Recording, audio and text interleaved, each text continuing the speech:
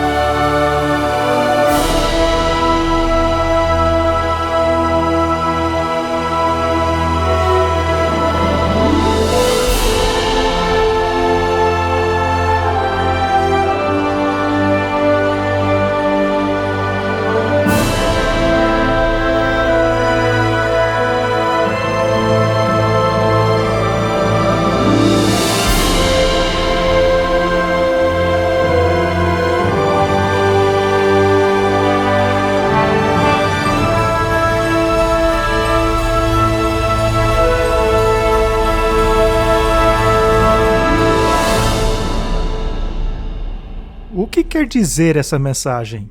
A hora do seu juízo chegou. Vivemos em um tempo tumultuoso nessa terra. Guerras, rumores de guerras, desastres naturais, protestos, ódio. Seria esta a mensagem relevante para nós hoje? Como ela se encaixa em nossa presente situação? Falemos sobre isso.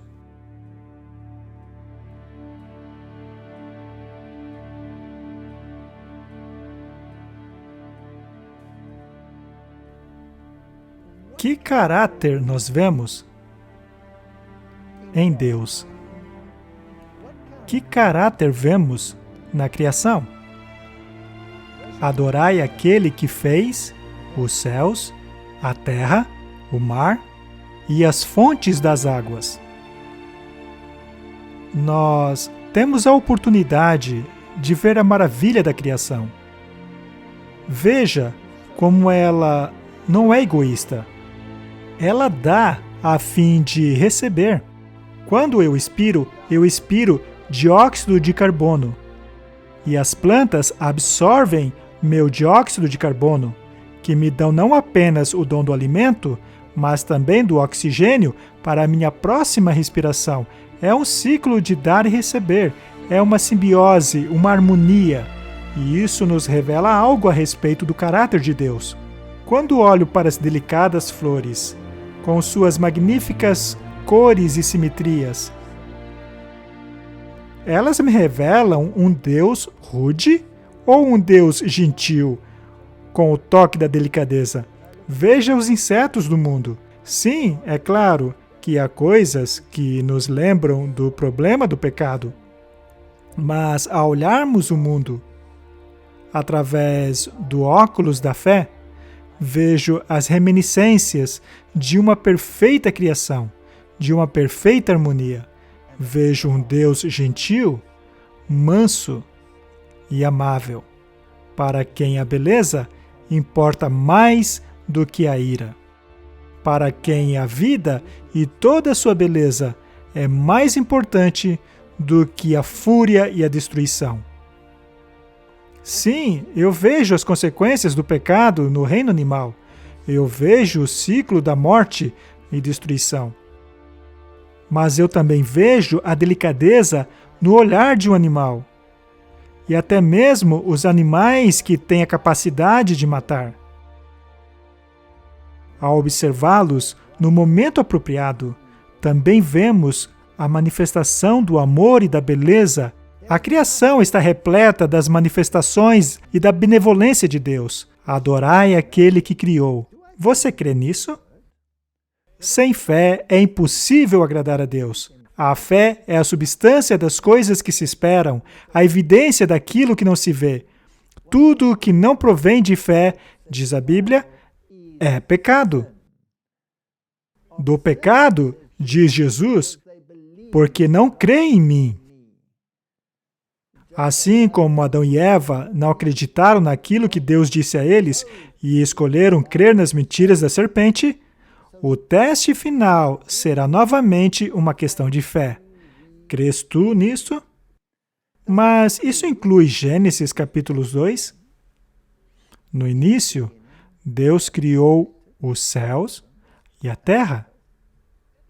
É necessário termos fé num Deus Criador que alega ter criado a terra em 6 dias literais? Hoje em dia, isto é considerado fundamentalismo e é abominável, de acordo com alguns. Mas as evidências falam por si mesmas.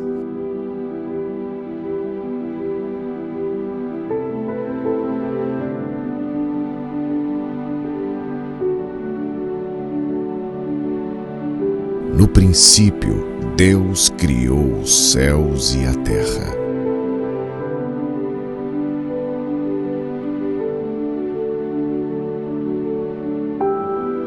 E disse Deus: haja luz.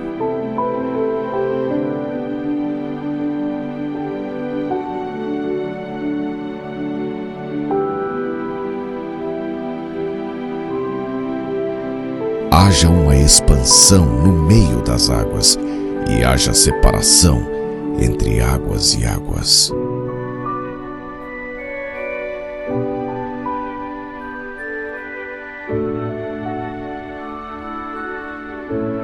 E disse Deus: produza a terra vegetação.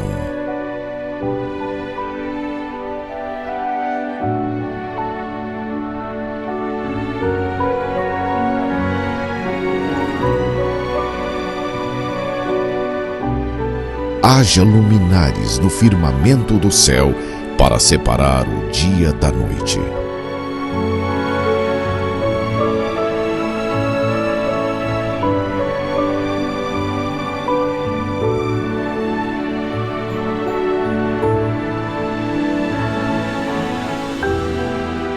E disse Deus: encham-se as águas de seres vivos.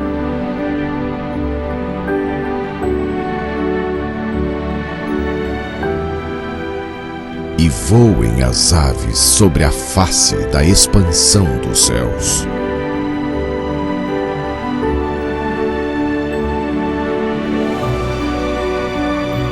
E disse Deus: produza a terra seres vivos de acordo com as suas espécies.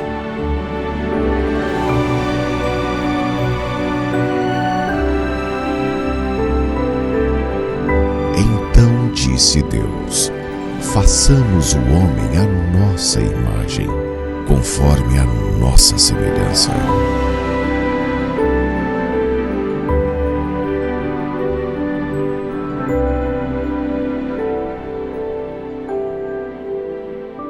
Veja a complexidade da vida. Essa complexidade irredutível nos mostra que a palavra de Deus é confiável. Deus viu tudo o que havia feito, e eis que era muito bom. Então segue o segundo anjo. Este anjo é fascinante. E outro anjo seguiu dizendo: caiu, caiu a Babilônia, aquela grande cidade que todas as nações deu a beber do vinho da ira de sua prostituição. Quem é Babilônia? Por que a Babilônia caiu? É claro que a Babilônia já caiu há muito tempo, pois a Babilônia literal já caiu e não existe mais. A Bíblia nos diz que ela jamais se levantaria novamente. Porém, aqui, no livro de Apocalipse, lemos sobre uma outra Babilônia. Essa outra Babilônia se encontra num estado caído, mas a Babilônia já está caída. Haveria, então, alguma comparação feita na Bíblia? Algum texto paralelo? A resposta é sim, pois a Bíblia é um livro completo. Ao irmos para Apocalipse, capítulos 17, vemos mais uma vez uma mulher. E lemos o seguinte no verso 3 do capítulo 17. Aqui o apóstolo João é tomado em visão e diz: "E levou-me em espírito a um deserto, e vi uma mulher", ou seja, uma igreja, assentada sobre uma besta de cor vermelha.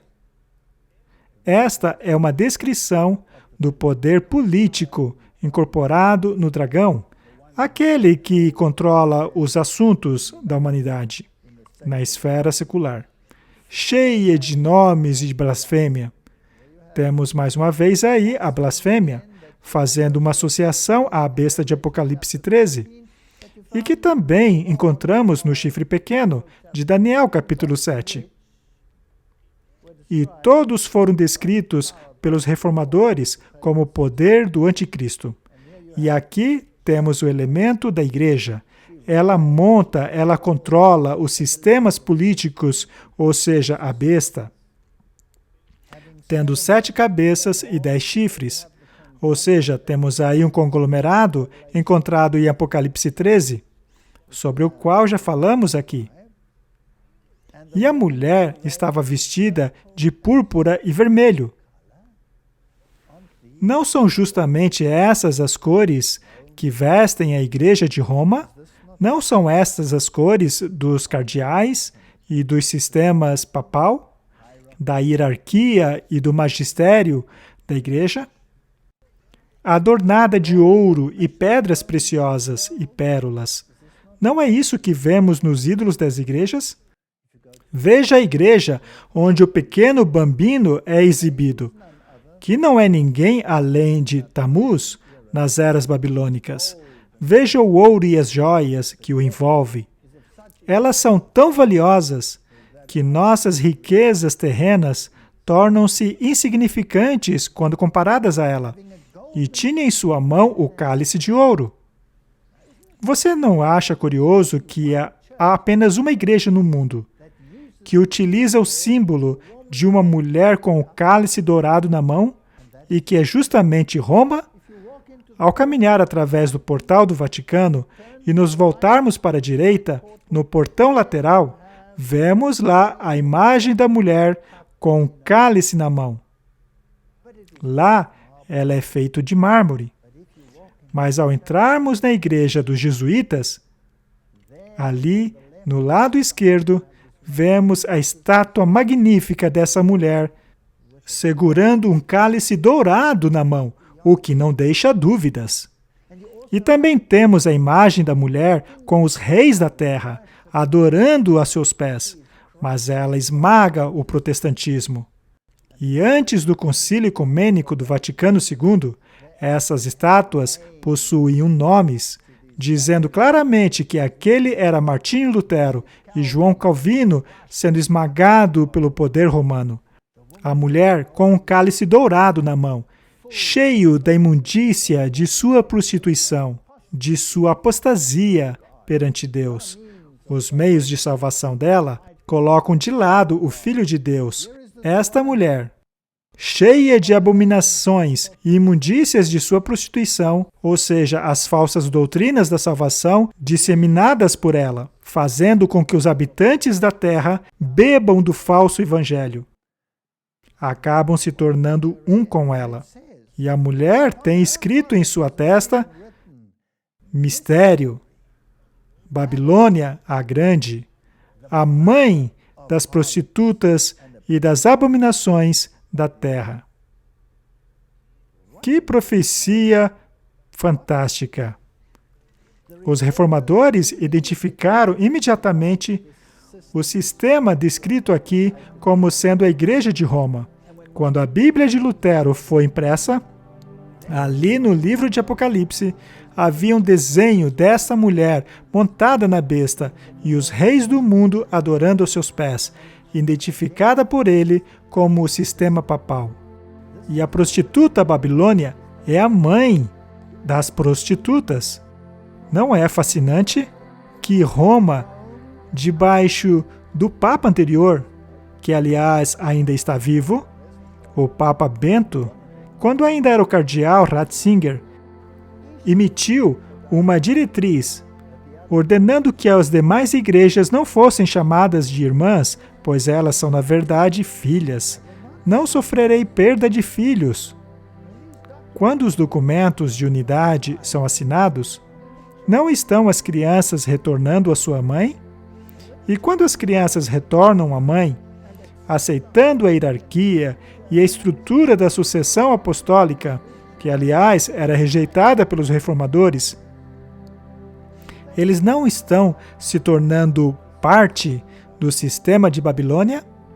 Roma sempre esteve em uma condição caída, e o sistema do dragão, ou seja, o espiritismo, que promete a salvação mesmo no pecado, e a vida eterna apesar do pecado, por meio da reencarnação, sempre foi um sistema caído.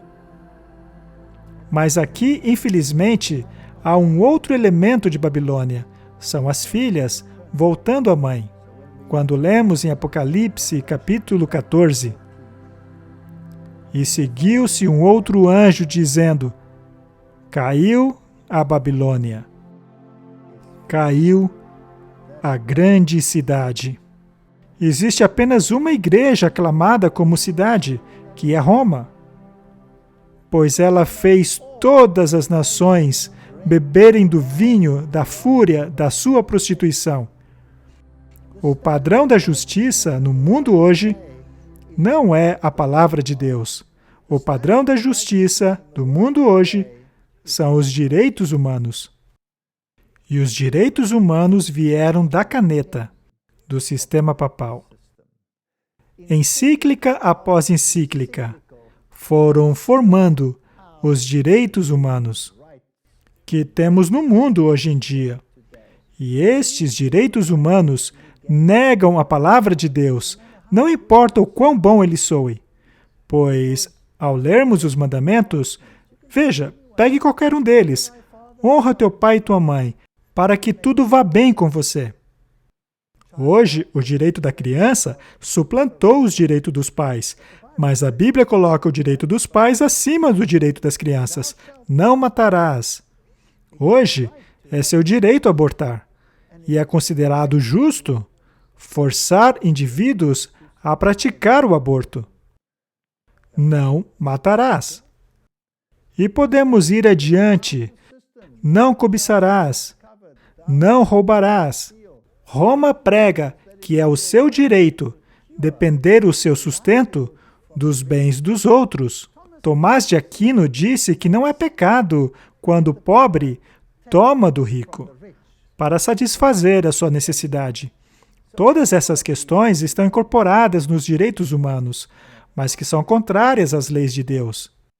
As nações beberam deste vinho, adotando um sistema de moralidade que não é baseado na palavra de Deus, mas baseado na filosofia grega, a filosofia da lei natural de Roma. E, ao assinarem este acordo, o protestantismo se identificou com este sistema, adotando assim um plano de salvação contrário da Bíblia. Ela caiu. Ela caiu.